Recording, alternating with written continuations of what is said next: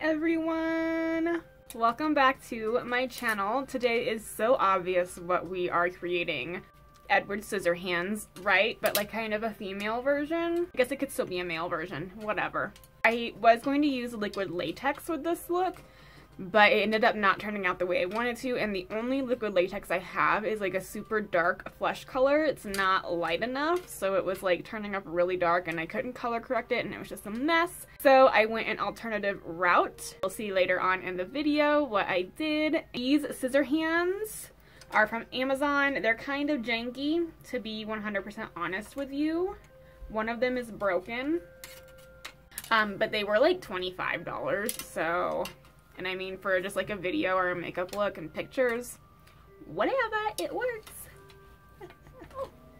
But yeah, this is another part of my 31 Faces of Halloween. I hope you are enjoying everything thus far. I am getting a little burnt out on the makeup looks, but I'm gonna keep going. I'm gonna do it. If you guys would like to see how I created this Edward Scissorhands look, then just keep watching. Starting off with our bare face, I do have a black wig on that I teased a lot. And then I'm going to glue down my eyebrows, which I've done so many times. Glue it, go back and forth with that glue stick, take that spoolie, lay all the hairs down flat, run it through that a few times, and then take your glue stick and layer over that 1 or 2 more times. For my eyelids, I am using my handy dandy Eden eyeshadow primer potion from Urban Decay. I am priming my lids heavily. I want my eyelids to be cohesive with my skin color today. Then taking my Makeup Forever Flash Case palette, I am taking some peachy shades to cover these brows. Since we are using our actual skin tone, we want to hide the darkness of my brows, so color correcting is the best option. I do peach first, kind of blend it out with my finger, and then I lay a nice flesh tone on top of that. So whatever your actual skin tone would be, go for it. I'm super pale, so I went for the lightest shade in that palette.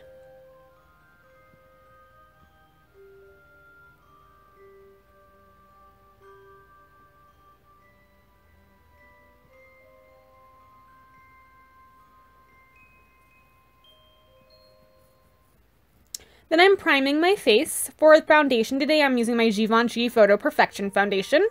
I am making sure I cover up those brows even more with the foundation. This is the lightest shade of foundation that I have in my makeup collection. So I'm just applying that all over. I did do about 2 layers of it.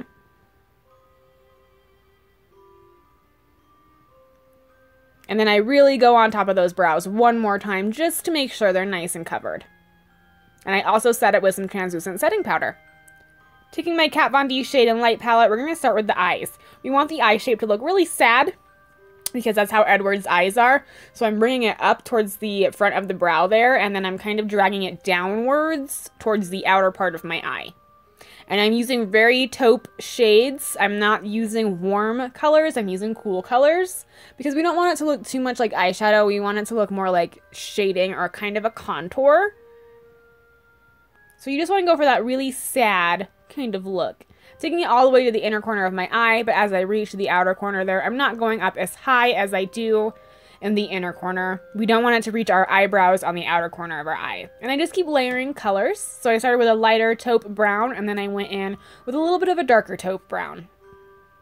I also take it into the inner corners of my eyes, just to create that kind of drowsy look that he has.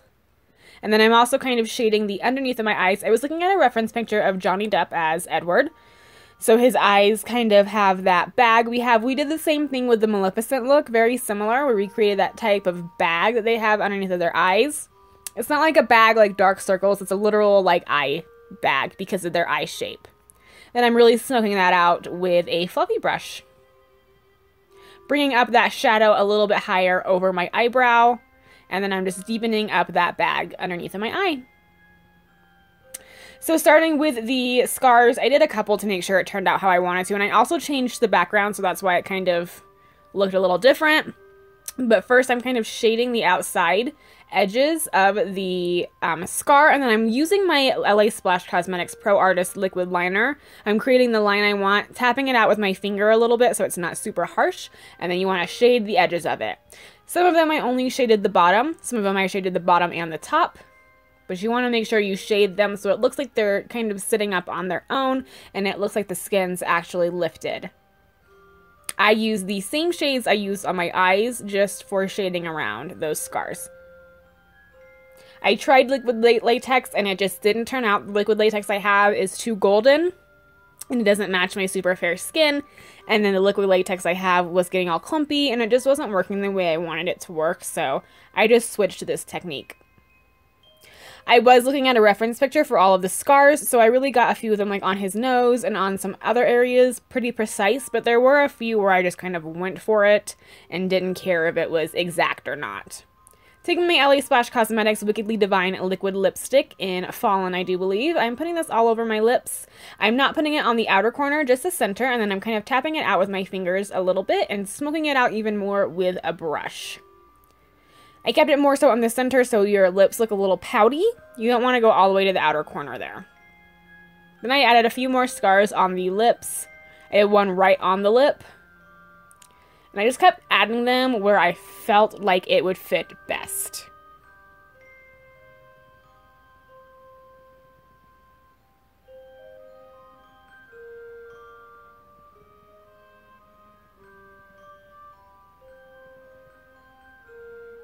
Taking my Marc Jacobs Velvet Noir Mascara, I'm applying that on top and bottom lashes.